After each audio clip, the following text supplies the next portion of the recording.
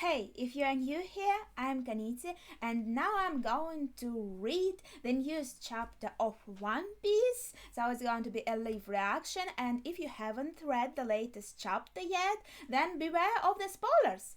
Anyway, let's go! Chapter 979. That's crazy. We're closing on the 1000. Family problems. It's called family problems, and you do remember that in the last chapter, in the very end, we were talking about Kaida's family problems. That Flying Six had to wait for their audience with Kaido because he was having some kind of family problems. And we know that he was searching for his son, so maybe we're finally going to see his son. On the cover story, we have still gang badges on my family. That Untitled Tribe stumbles upon a wrecked ship. Wait, isn't that... Oh, what was his name? And I completely forgot his name. I'm so ashamed of myself. Was it Pound? It's Chiffon's and Lola's, obviously, father. He's alive. Okay, I'm not sure that it's him, but it really looks like him. I thought he was dead, but can he really be alive? Okay, that's starting pretty crazy. Let's get on with the chapter itself. Orochi has let his guard down. The banquet is in full swing. Orochi obviously is just having fun, and it's no wonder because he has Kaido backing him up. So yeah, he can let his guard down. It's to be expected. The reports from his spy conjurer have allowed him to be one step ahead of the Red Scabbards at every turn. Okay, that also, he has every reason to be relaxed. His plan was perfect, and they are showing us every step he took in this direction to be safe, like how he blew the bridges so our forces wouldn't be able to reach the destined port, the Onigashima. Also, so now he can feel safe. Okay, anyway, the samurai's retaliation was completely shut down. He is now finally free from his nightmares of the ghosts of the Kazuki clan. Okay, so now he is completely happy, thinking that nothing dangerous awaits him here under Kaida's wing, and he also took all the precautions. So now he is not afraid of these ghosts of the past, and he can party happily, drink sake, and flirt with women. However, Onigashima was already under attack, and we know this. Literally, the war has already started because we beat up the soldiers, should I say, at the first gate. So, yeah, it has already started, and Orochi doesn't know anything yet. Led by Kinemon, the East Army. Led by Denjiro, the West Army. In total, both armies number over 5,000 men. Okay, and we see that they are still in their disguise, obviously, dressed like beasts pirates, thanks to Kinemon's fruit, and they look pretty funny, especially Denjiro.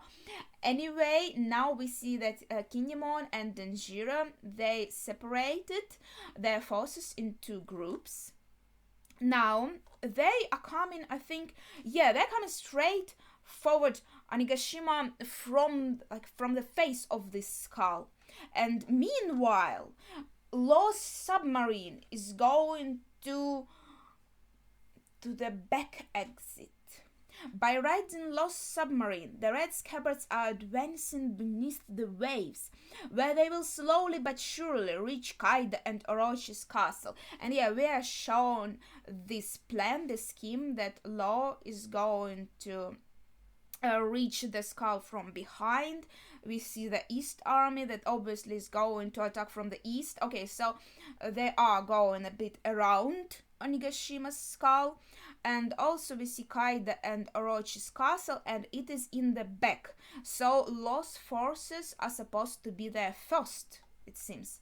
Meanwhile, Conjurer, oh, we are going to Conjurer, because it seems he didn't tell anyone that our guys are going to attack Onigashima still, because nobody knows, nobody's expecting them. So what happened?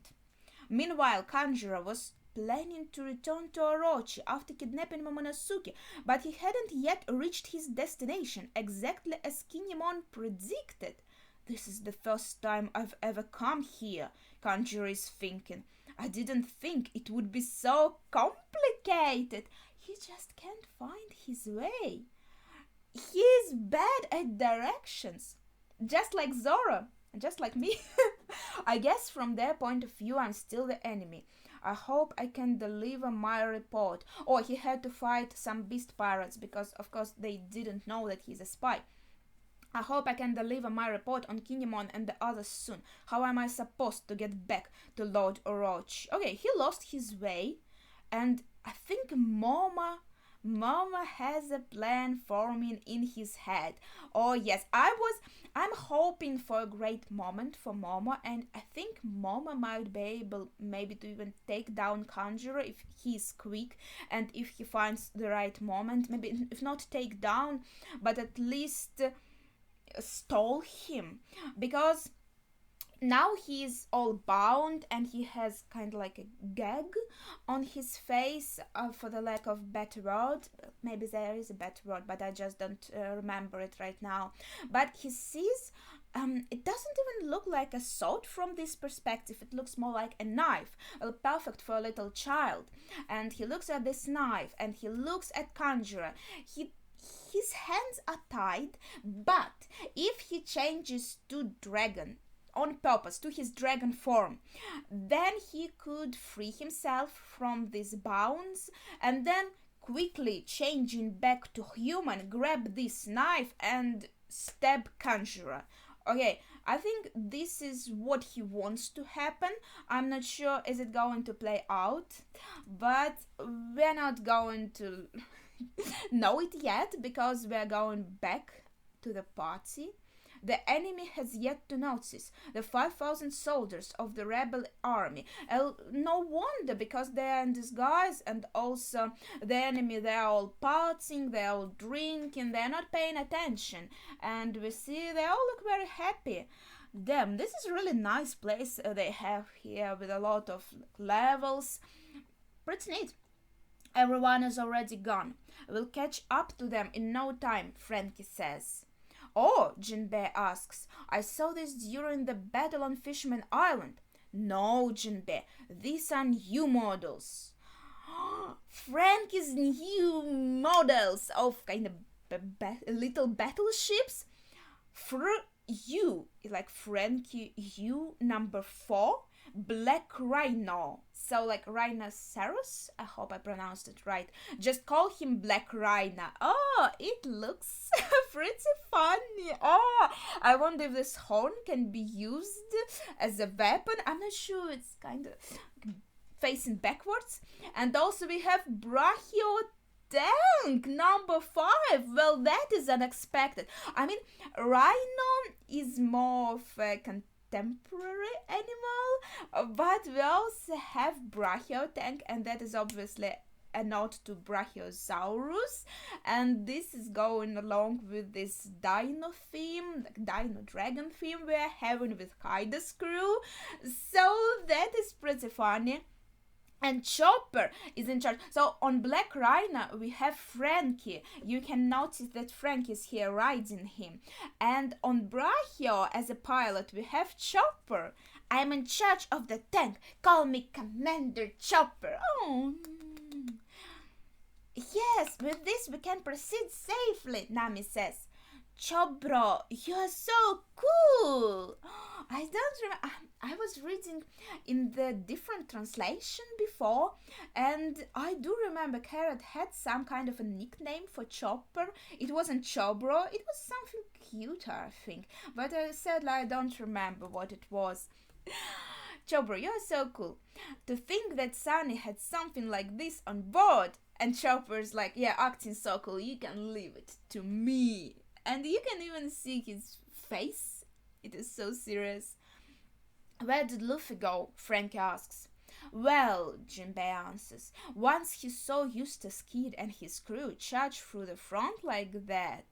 Those guys don't know anything about Kinemon's plan, Luffy was saying. Okay, I'll go and stop them. Leave it to me. Like you would be the one to follow the plan, Luffy. Don't lie to us. And everyone understands this. They are all like, he's definitely going to cause a huge uproar. Like, come on. Nami, Sanji, Usopp and Chopper. What, Usopp took his place near Chopper? Are they going to pilot Brachio tank together? I'm not sure. Maybe Usopp thinks it's safer there. What now? Oh, I see. No. So this is not just for one person. Yes, Black Rhino seems like it's just for one person. It's like a motorbike. But Brachio tank, right, it's a tank. So Chopper is a pilot, but others are going to be kind of like passengers. Roronoa actually said the same thing, Jinbei continues. He's so formal, he calls him Roronoa Zoro, not just Zoro. And we see Zoro's words. Luffy is going to cause a huge uproar. It's definitely the same words they were using. I'll go and stop him. And now, guys, he's definitely going to get himself lost. I like these comic reliefs. They're so funny. And you can also see Jinbei a bit shocked. Jinbei is a member of our crew, but he hasn't had the chance to be with us for that long, so I think it's a bit new to him. Like, he knows our guys, he knows how they act, how they are, but still here he plays like a character who's more serious and maybe trusts in seriousness in others, and our guys are being this comic relief. That is pretty funny. I hope what I said just made sense. I'm not sure. Let's just let those idiots do what they want, Sanji is saying. And he is all hot. Nami-san, it's time for our rendezvous on the battlefield. Oh, you know it's not going to be only you and Nami-san in this tank, right? Oh, damn. And poor Sanji, he is already dreaming of being so close to Nami in this tank, and he's peering in, and they are like, we're full, sorry, no space for you, dude. And we have Nami and Chopper and Usopp and Carrot and Shinobu here. That is pretty funny. Poor Sanji. Is there really no space for him? Usopp, get out of the way, you bastard. That is heaven you are in over there. Well, I'm not sure that Sanji would be happy to be so close to Shinobu, but yeah, they are Carrot and Nami, so that is pretty neat. I would if you were as good in sharpshooting as me. Just give it up, Usopp answers. I don't think Usopp cares as much as Sanji about being near beautiful women, so I guess they need them here as a sniper. So I'm not sure where this tank is going, but I guess he could snipe his enemies from the tank. So yeah, that's pretty logical. And Sanji is a powerhouse, so why does he need to hide in a tank? Wanna come ride on the back? Frankie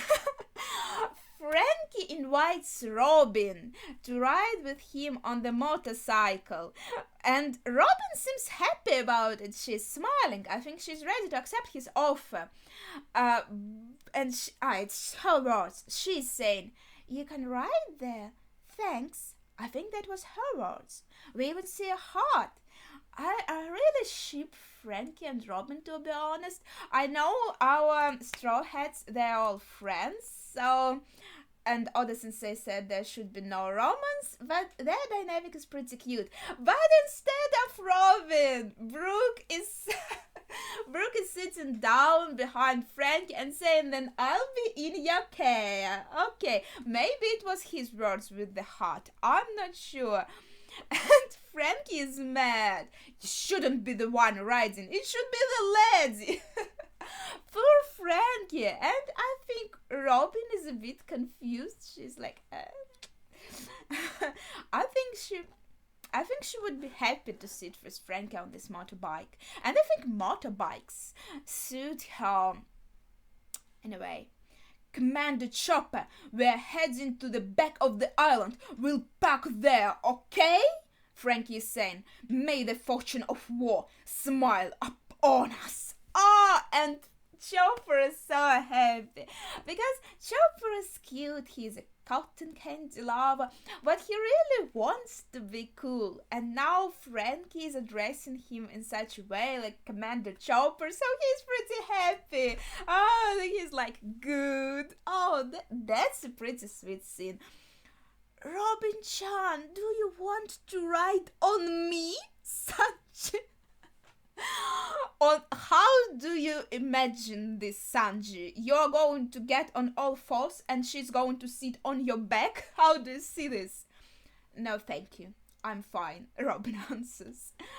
Okay. And now we see, I guess, Robin and Jinbei. They have no vehicle. Also, Sanji doesn't have any. I think he's sitting on something. I'm not sure on what right now. Okay, so Robin and Jinbei, we see them in full size, and I have to say, Robin looks very hot. It just looks like she's in the swimsuit, but in a pretty cool swimsuit. Damn. We really need some fan art with this. And Jinbei, of course, he looks pretty funny actually in this beast pirate attire, I have to say. Anyway, Robin is saying, we'll get covered in dust if we ride the battle car. Let's proceed on foot. Okay. And Jinbei answers, this group is still as lively as ever.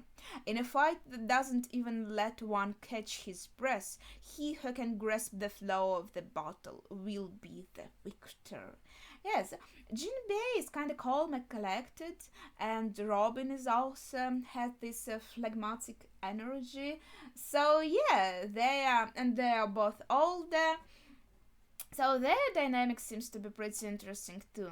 They're like, yeah, these guys are so lively. Okay, we're not going with them. We're just going to take in our own pace, go on foot. You are so mature. It puts me at ease. I want to be useful in our first battle. They complement each other well and give a good contrast to our crew. Like, Robin was already a good contrast, but now we have Jinbei also, and they are a bit different. Robin is more like with dark humor, and Jinbei is more about like seriousness and pride. But please notice, we see someone is watching them, because we see this dark silhouette and this ... and this someone is clearly watching Robin and Jinbei, so pretty sure they are going to follow them. I'm not sure who this is, and why. If it's someone from Kaido's forces, I think they should inform Kaido about this. Let's see. So guys, yeah, Master Kaido, long time no see. Oh, Ulti, yes, her name was Ulti, I remember this. And just the previous chapter, she was so mad at Kaido, insulting him, like, oh, damn Kaido, again, his family problems, come on. But now she sees him and she's so quiet. That's pretty funny. And page 1 is addressing this too. What's with this change in tone, he's asking. Aren't you going to drink? Kaido asks. Drinking? With underlings? Not interested. I think his name was Sasaki. I'd rather drink with you, Kaido-san, he's saying. Okay, and we have this great shot. We see also Jack on the left. We see our flying 6, yeah, all 6 of them, and you can kind of get the idea of how big Black Maria is. She's on the right. Don't worry about it, Kaido is saying. After this, let's head to the hall together. Today, anything goes. I was going to have you meet Lin Lin, but she's in the middle of changing right now, so you'll meet her afterwards. That was the plan, but there was an incident. Sorry to keep you waiting. Okay, we're still not sure because we know they had to wait because of the family issues, and Lin Lin could be kind of a family if they were a thing, her and Kaida in the past, but I'm not sure that her changing for a long time could be called a family issue, so probably not that. And now Ulti is saying, yeah, that was annoying. She's pretty interesting. So she wasn't like making Kaida think that she's so cute and then behind his back saying bad things about him. She's just being honest all the time, so she was actually happy to see him. And now when he was talking about this incident that they had to wait, she's honestly saying, yeah, that was annoying. She's very sincere, it seems. And page 1, oh, stop it, they're quite a comedic duo, Ulti and page 1, and they're pretty cute. Well, anyway, Kaida is continuing. It wasn't me that called you all together. When? Then who was it? It was me. Okay, now I'm going to go to the next page, but first of all, who was this? Is this Kaida's son? Is this the one who called them together? Called them? Damn. Okay. Oh no, King. It was King. Beast Pirates All-Star King. I called them. And we see him in his full height, in his all BDSM attire. Sorry. Kaido-san. King, we came here for you. If I had used my name to gather everyone, some of you wouldn't have come. Am I wrong? King answers, and the one who asked him was who's who. We came here for you. So who's who, I guess, does not respect King that much. Okay, I think that is the sentence. Who's who? Sasaki. And Sasaki is saying, you are not wrong. And King continues, it's because you former captains are aiming for the all-star position. I see. So Sasaki and who's who, they would like to be an all-star. They would like to take maybe King's place or Jack's place or Queen's place. So they don't respect them as much as Kaida. So if King was the one to call them, they wouldn't come. This is an organization where the strong rise to the top, I think who's saying. Of course we would be aiming for your spot. And King answers, you should know your place. And everything that King says is in bold. That's pretty cool. Hey, stop acting like kids. This banquet is supposed to be a joyous occasion, Kaida is saying. King, why did you gather them? Okay, so Kaida doesn't know himself why King wanted the Flying Six together, and King explains. I was the first to hear that your problem just woke up. Don't you think we will need them? Kaida is like, you are right. Bao Fan, read out today's schedule. His problem just woke up. His problem? His family issue? So his son just woke up? Okay, this is becoming more and more intriguing. Bao Fan. Okay, who is Bao Fan? Read out today's schedule. Coming right up. Right now, Queen Sama is on stage conducting the Golden Kagura. After that, we will have a toast to the three All-Stars as well as Master Fukurakuju. Following that will be Lord Orochi and Master Kaido's Grand Manifesto. What the hell is this? Oh, Bao Fan is so small. Is this a girl actually? She looks like a girl. I'm not sure. Beast Pirates headliner Bao Fan, Flying Squirrel Smile. She has a mask on, so it's hard to say, but yeah, it seems to be a girl. And I was reading her in a male voice. And then we'll wait for Big Mom's ship to arrive before the two emperors announce the creation of the most powerful pirate alliance in the world. And finally, Master Kaido will make a very important announcement. So, the fact that Kaido and Big Mom are in alliance, this is an important announcement. But we will also have a very important announcement. Well, What can this be? Again, something about his son? I don't know. An important announcement. It's not like Master Kaida to be so secretive, Ulti is saying. She's so straightforward. I love it. Yes, I know, but if I said it now, it would just create confusion, Kaida is saying. In any case, the mission that I want to entrust to you is the following. Bring back my idiot son Yamato, who disappeared today. Okay, we have it now. His son's name is Yamato, so it's not Katakuri, sadly. Okay, Katakuri could also be his son, actually. It doesn't erase this possibility, but anyway, the son we are talking about here is Yamato. Yamato, like Yamato no Orochi. Like, a mythological Japanese creature, a dragon with many heads. We have Orochi, who has the fruit of Yamato no Orochi.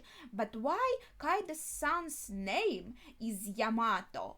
Is he a dragon too? Like, everyone has this theory that Kaida is actually a dragon, and he ate some kind of oni fruit, and now he can take the form of oni that can resemble a form of human.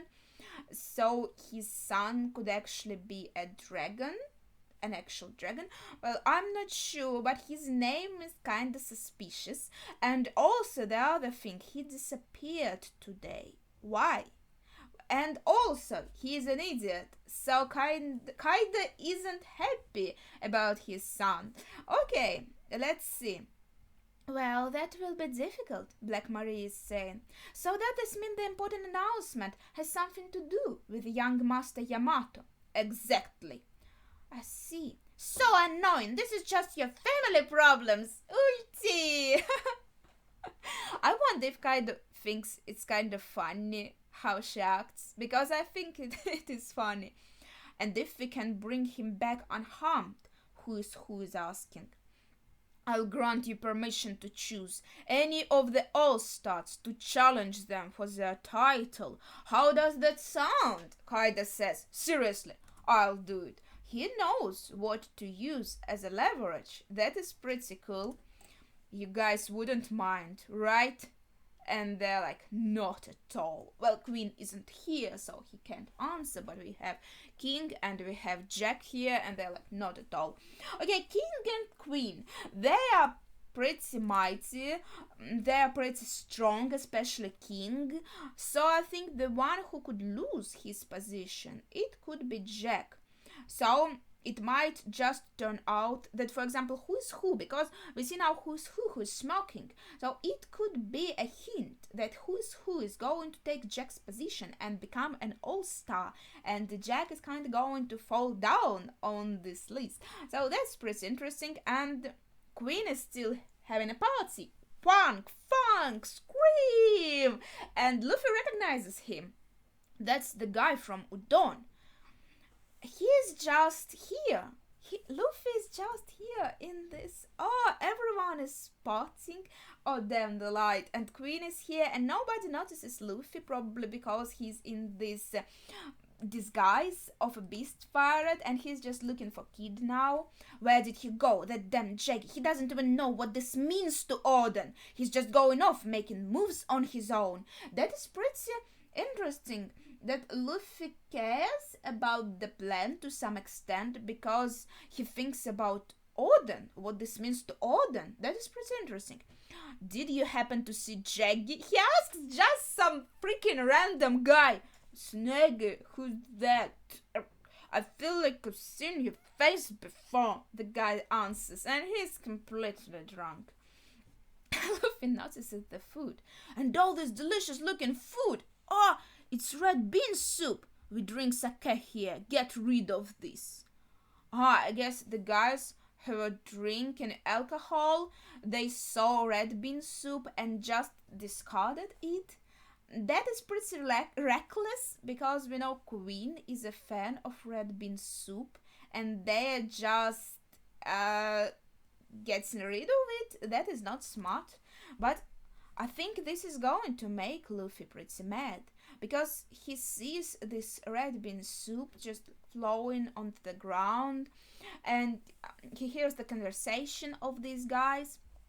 We made too much food this time, so the leftovers are coming back to us. Idiot, we can't use it as snacks to have with our sake. This crappy soup is too sweet. Get it down to here. Just dump it back and knock Bora down.